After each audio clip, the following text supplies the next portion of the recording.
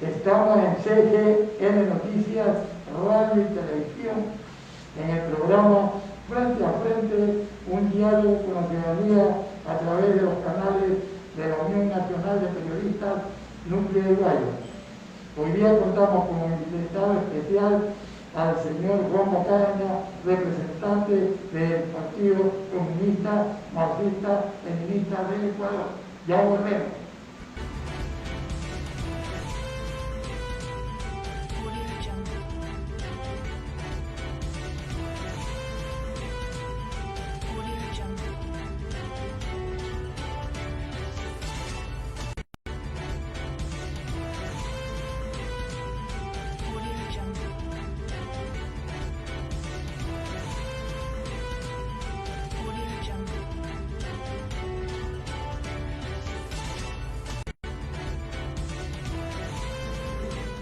Estamos en el programa Frente a Frente, un diálogo con la ciudadanía.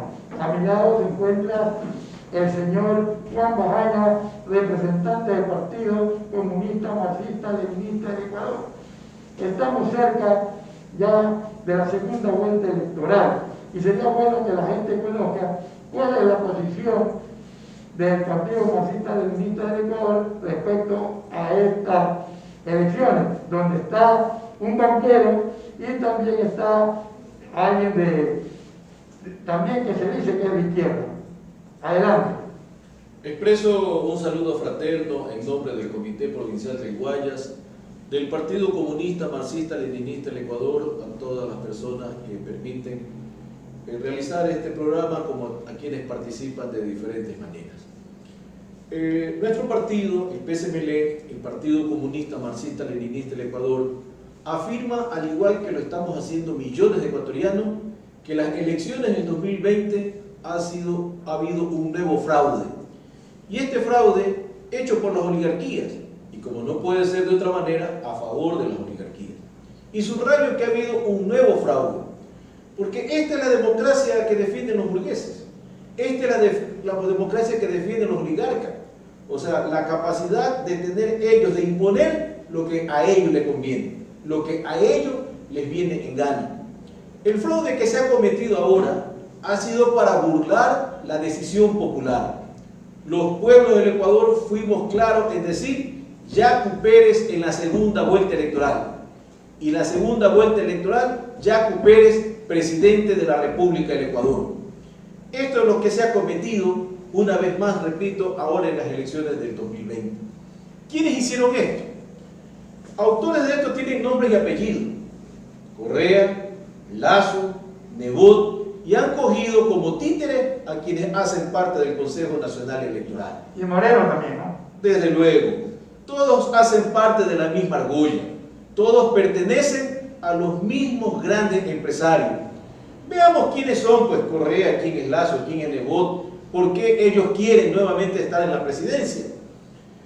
Los banqueros ganaron como nunca antes en la historia con Correa. Se dice que ganaron arriba de los 300 millones cada año. Y el señor Lazo, ¿de dónde viene?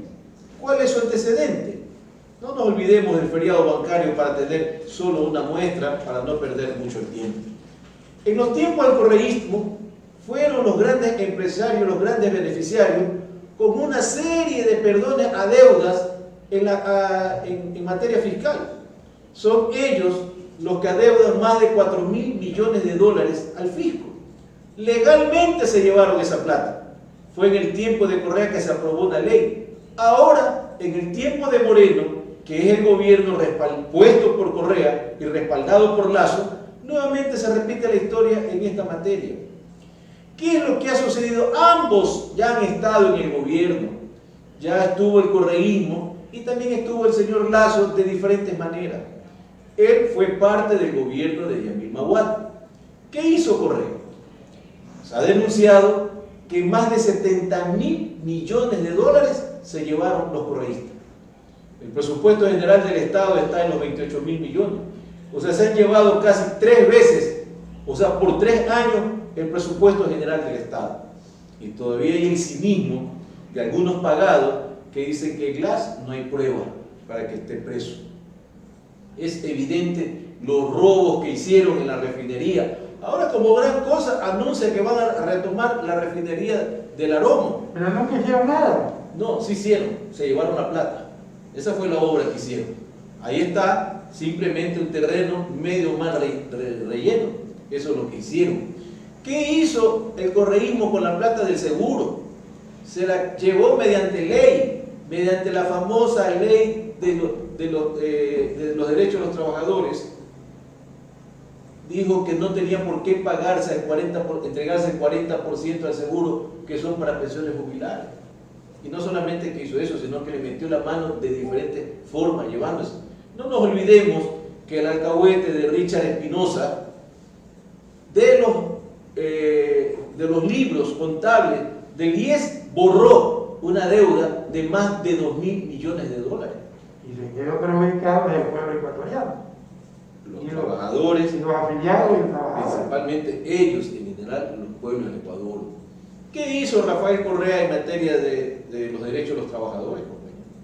Él continuó el discurso que lo hicieron los neoliberales como Sixto Urán y compañía, de que el contrato colectivo era privilegio de los trabajadores.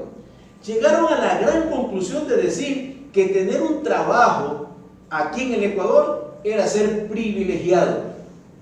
El colmo de que tuvieron congelados los sueldos y salarios por muchos años, particularmente en el sector público, casi por todo el tiempo que estuvo Correa, y lo mantiene congelado a favor de los grandes empresarios. Esa es la política de esta gente. No nos olvidemos también que la tercerización continuó con el correísmo, pese a que en la Constitución de la República se decía que se abolía, que ya no debía haber. Ahí ya aparecieron pues con la externalización que llamaron ellos en el sector público. Y con la desfachatez más grande, Richard Espinosa, ahora como ministro de Trabajo, declaró como legal el despido. Que el despido se volvía legal una vez que se indemnizaba al trabajador. O sea, si usted mata a alguien, cumple la pena, o sea, ya es legal asesinar a alguna persona. Esto, entre otras cosas, que ha venido haciendo y que tiene proyectado el correísmo. El engaño, la mentira, el chantaje, no lo han olvidado ni lo van a olvidar. Ahí tenemos los famosos $1.000 para el millón de familias. ¿Qué dicen ahora? Pero si dijeron, en el debate no lo dijo tampoco. No solo en el debate. Entonces ahora comienza a hacer una serie de vericuentos de que aquí la pongo y no la encuentro, que hace parte del engaño de todas estas cosas que están sucediendo. Miren lo que se ha dicho en estos días, que el señor Andrés Arauz es parte del gobierno de Moreno. Correcto. Eso demuestra que el gobierno de Moreno es el continuismo, el correísmo. Y el correísmo, como es de derecha, como es a favor de los grandes empresarios, de las oligarquías, tiene el respaldo de Lazo. En el gobierno de Moreno todos confluyeron, todos los sectores de la oligarquía confluyeron en esa política. Por eso es que ahora, antes de decidirse a la segunda vuelta, ya el señor Arauz pactó con el Fondo Monetario Internacional. Ya conversaron. Ah, bueno, usted le dice conversar, usted le cree a ellos, yo no.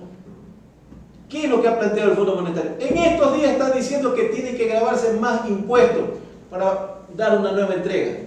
¿Más impuestos contra quiénes? Contra el pueblo. Contra los trabajadores, no contra los que no pagan. ¿Y qué ha dicho el señor Arauz? Que va a respetar el precio de los combustibles que llegue a mayo. Pero es que ya está alzado pues el precio de los combustibles. Ya los elevaron. Y no es que lo están elevando de centavito en centavito. Ya son rubros importantes lo que hay en estos momentos. Esa fue la política también del correísmo. Pero ya no le viene un problema. Los transportistas van a paralizar el día 6 de abril si no te vas a eso. Bueno, más allá de los transportistas, creo que estamos los sectores populares, los que estuvimos en octubre del 2019, que fuimos quienes tiramos abajo esa decisión del gobierno, pues el famoso decreto 883. Estaremos nuevamente. La acción de los trabajadores no ha terminado. Por el contrario, hoy hemos tomado la decisión del voto nulo. Tanto Arauz como Lazo responden a las oligarquías, responden a los intereses de los mismos de siempre. No puede haber mal menor. Ahora el voto nulo es un voto de conciencia.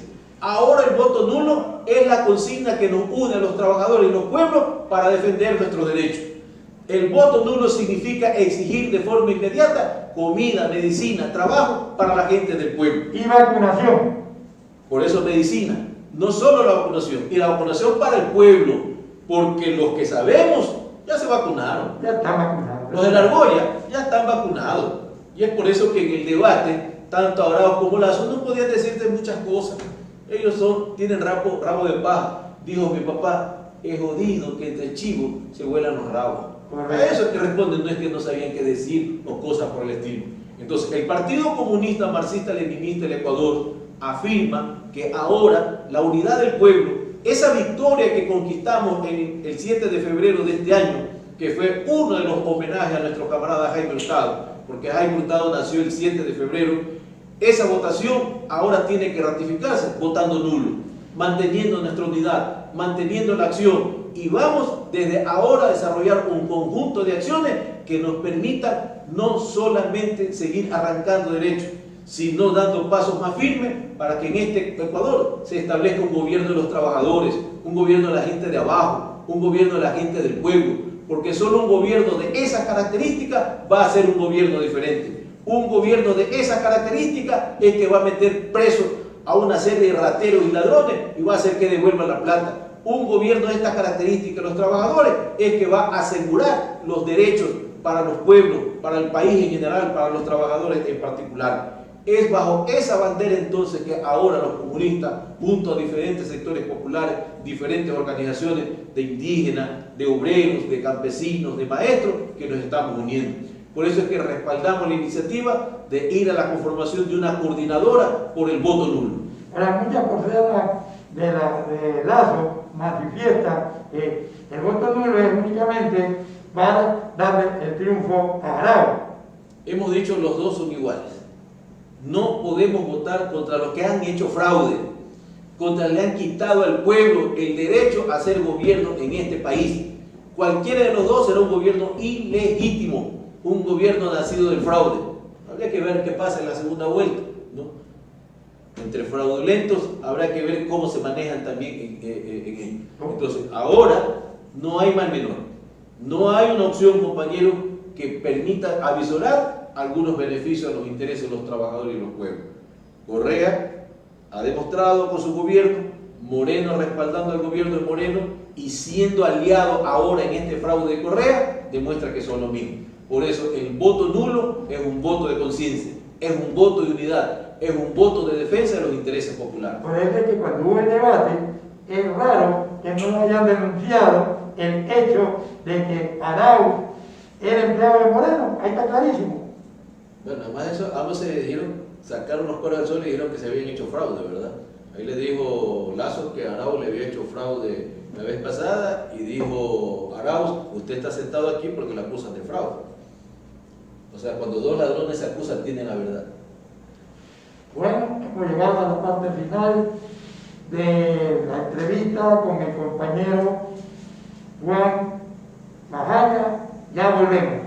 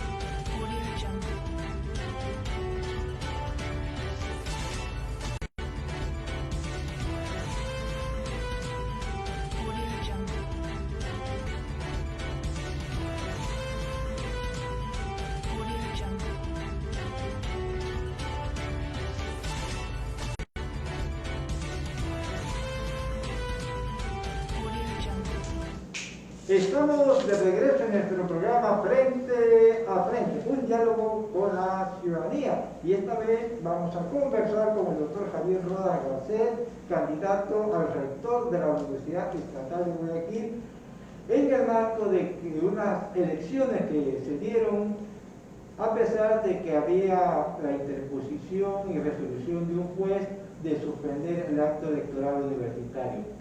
Doctor, bienvenido y gracias por aceptar nuestra invitación. Cuéntenos, ¿cómo está la situación respecto de la suspensión electoral en la Universidad Estatal de Guayaquil? ¿Qué acciones ha presentado usted? Y a la larga, ¿qué va a acontecer en términos del rectorado y la dirección universitaria? Muchísimas gracias por esta invitación que permite neutralizar el discurso y el relato de la intervención. A través de los grandes medios no se dice la verdad respecto de lo que significa la crisis profunda y multilateral que ha provocado el régimen de la intervención de la Universidad de Guayaquil a partir del 15 de octubre del 2018. Se nombró una comisión por parte del Gobierno Nacional para que intervenga y fortalezca la Universidad de Guayaquil, pero el representante de esa comisión interventora es a su vez, y aquí se encuentra el conflicto evidente de intereses, representante eximio del empresariado privado de las universidades privadas de la ciudad de Guayaquil. En consecuencia, ese interventor fue a nuestra universidad con un destino manifiesto: destruir la Universidad de Guayaquil. Y que eso quede absolutamente claro en la ciudadanía. La ciudadanía es la dueña de la universidad. La Universidad de Guayaquil es un bien público, es un derecho humano de los jóvenes a una educación gratuita y de calidad, y es un deber inexcusable del Estado. Pero este interventor y toda su comisión, respaldada además por el Consejo de Educación Superior, que es el órgano regulador y supervisor del funcionamiento del sistema universitario del país, han destruido deliberadamente a la Universidad de Guayaquil. La han devastado en toda su institucionalidad académica, científica, cultural, su autonomía, su democracia, su cogobierno. Y ahora intentaron un proceso electoral ajustado a sus medidas para que se instituya un sucesor que represente igualmente los intereses mezquinos de esta intervención, y además para que le cubra la retirada al rapaz interventor, y adicionalmente para que le asegure absoluta impunidad a tantas atrocidades que el interventor Roberto Pazle ha cometido contra nuestra universidad. Doctor, ya en términos de esta situación, dado que se dio el proceso electoral y supuestamente hay un doctor Paco Morán que dice que ya fue electo rector y que va a tomar o ya tomó posesión del rectorado universitario de la Estatal de Guayaquil, pero ¿qué situación legal hay en esta situación? Con mucho gusto. Como le decía, el interventor convocó a un proceso eleccionario absolutamente fraudulento, orientado a instituir a un sucesor que le cubra las espaldas y le asegure impunidad. Pero le salió tan mal ese proceso electoral que resultó de tal manera viciado, ante lo cual una importante porción de la comunidad universitaria presentó una acción de medida cautelar que permita precautelar la limpieza de ese proceso, poder ejercer a plenitud los derechos de participación y que se respete la seguridad jurídica, el debido proceso, la inclusión, la igualdad, la no discriminación en la participación de ese proceso democrático por parte de la comunidad universitaria. La jueza acogió la petición colectiva de todos aquellos candidatos que fueron de manera fraudulentamente descalificados, arbitrariamente descalificados, vergonzosamente descalificados por parte de un tribunal también adaptado a la medida de la intervención, un tribunal funcional a los manifiestos intereses de la comisión interventora, de Roberto Paglia concretamente, que es el que ha asumido todos los poderes y todas las potestades de la gobernanza universitaria, y él se cree por encima de la Constitución y de la ley, a tal punto que no ha querido cumplir con la orden judicial. No es la única orden judicial de naturaleza constitucional que incumple. Él es un persistente incumplidor de esas órdenes de la justicia constitucional. Vea usted que ni siquiera cumple con la sentencia de la Corte Constitucional ni de los jueces constitucionales. Es un contumaz rebelde de las decisiones de la justicia constitucional. Y sin sanciones, porque Y él se cree por encima de la Constitución y de la ley. Entonces, pero tenga usted la seguridad que el poder efímero con efecto lo es y tendrá que responder, y lo haremos responder ante todos los tribunales y juzgados de la República con la finalidad de que cumpla con las responsabilidades por tantas atrocidades perpetradas. Bueno, quiero decir entonces que la jueza en efecto dictó la medida, pero el interventor se alzó de hombros, como siempre, no cumplió la orden constitucional que señalaba la suspensión del proceso electoral, dejaba sin efecto el proceso electoral, imponía la necesidad de un nuevo calendario, de un proceso electoral y un tribunal electoral que respete los derechos de participación y de seguridad jurídica de todos. Sin embargo, repito, no obstante esa decisión judicial que se notificó a tiempo a todas las autoridades, ilegítimas sin duda, de la Universidad de Guayaquil, ilegítimas porque están en contra del ordenamiento jurídico, de hecho están manejando la universidad, y en consecuencia ese incumplimiento trae aparejado unas consecuencias jurídicas que son efectivamente la inexistencia de esas elecciones. Sin embargo, llegaron al punto de proclamar resultados y ahora de posesionar a un nuevo rector que es lamentablemente producto de un espurio proceso electoral que se encuentra totalmente nulitado por la justicia constitucional, y la justicia constitucional a través de la jueza respectiva ha enviado tanto a la Corte Constitucional del Ecuador como a la Fiscalía General del Estado para que se hagan las respectivas investigaciones respecto de esta actitud insumisa contra el ordenamiento constitucional. Y adicionalmente la jueza ha dispuesto a todas las autoridades nacionales, estatales, que tienen que ver con la Universidad de Guayaquil, diga usted el Ministerio de Finanzas, el Ministerio de Trabajo, la Contraloría General del Estado, la Procuraduría General del Estado, el Ministerio de Trabajo, la Asamblea Nacional, el Consejo de Educación Superior, el Servicio de Rentas Internas y todas las demás entidades que tengan relación con la Universidad de Guayaquil, con su funcionamiento administrativo y de control, a fin de que no registren el nombramiento del rector que han designado la intervención, con lo cual la intervención cumple su destino manifiesto de destruir a la Universidad de Guayaquil y la deja ahora abandonada en un completo caos, caos jurídico, caos administrativo, caos operativo.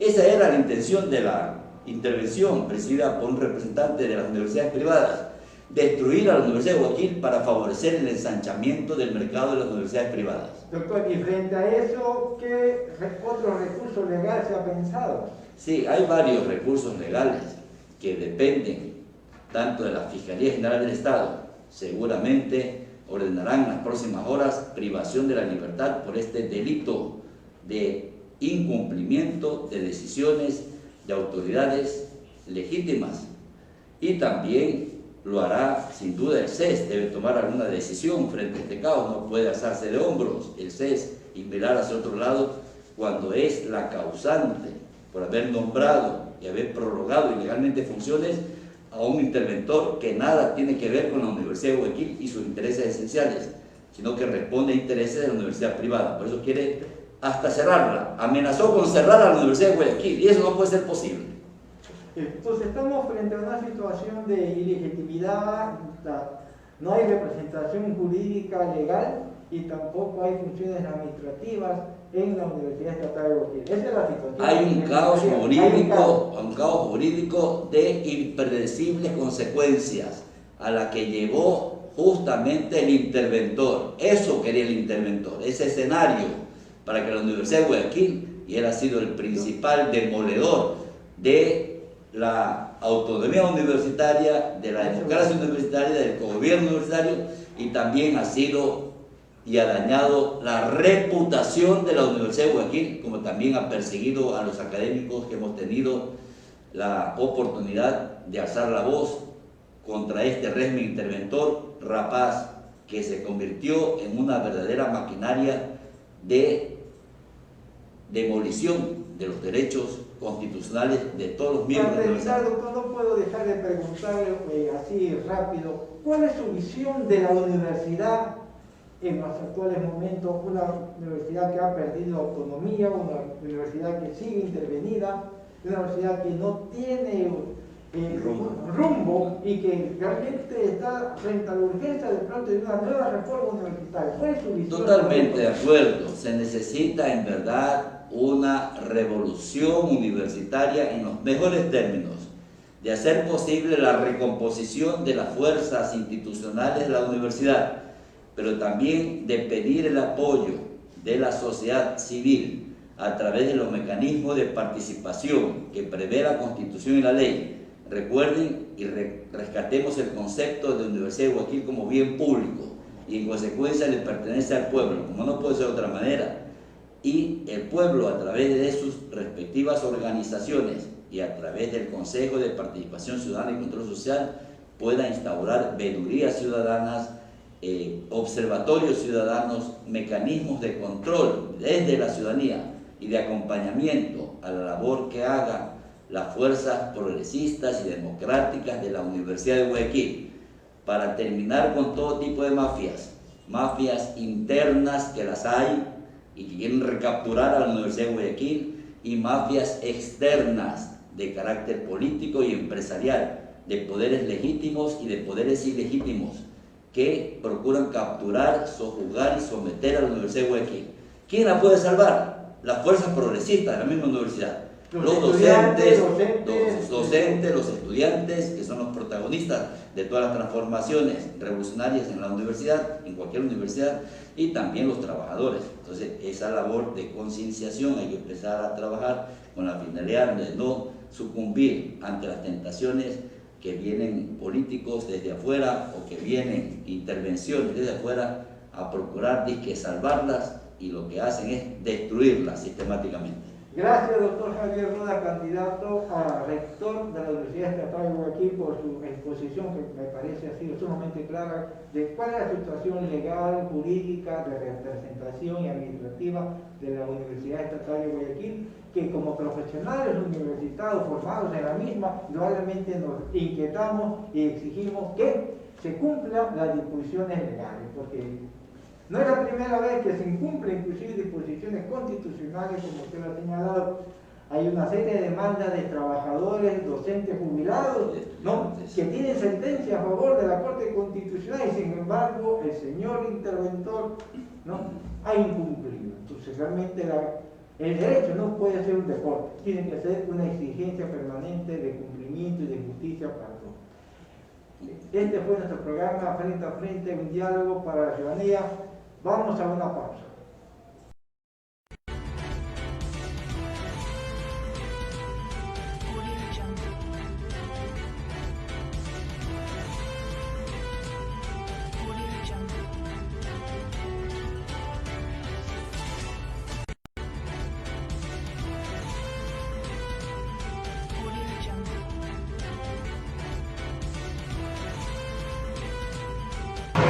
En Guayaquil, en las últimas 24 horas, a 170 personas se les confirmó que tienen COVID-19.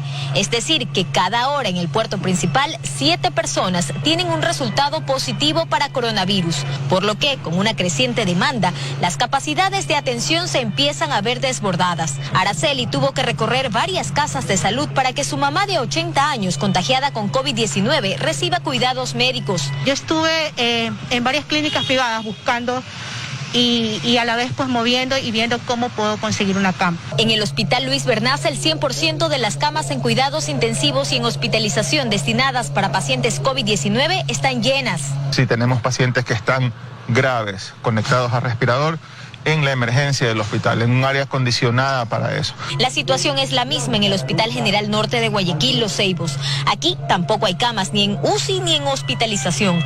Pacientes con COVID que lleguen hasta esta casa de salud serán atendidos, pero de requerir atención especializada tendrán que esperar por disponibilidad. En el Teodoro Maldonado Carbo, también del IES, la situación es complicada. El coordinador general de Medicina Crítica nos contó que solo ayer una decena de ambulancias con pacientes COVID-19 hizo fila en busca de atención. Aquí afuera de la emergencia del hospital, creyendo como tal pacientes, y sin embargo nosotros en el área de parada, que contamos con 3 paradas, con camillas disponibles, estábamos totalmente colapsados, es decir, la capacidad instalada de nosotros está totalmente saturada. En esta casa de salud hay 42 camas UCI, todas están llenas, y si alguna llega a quedar libre, en menos de 2 horas ya tiene un nuevo ocupante. Aparentemente en los últimos 10 días nos hemos dado cuenta de eso, y sobre todo en las últimas 48 horas peor. No hay camas, y si está en tus manos el cuidarte, hazlo. Joana Ramos, 24 horas.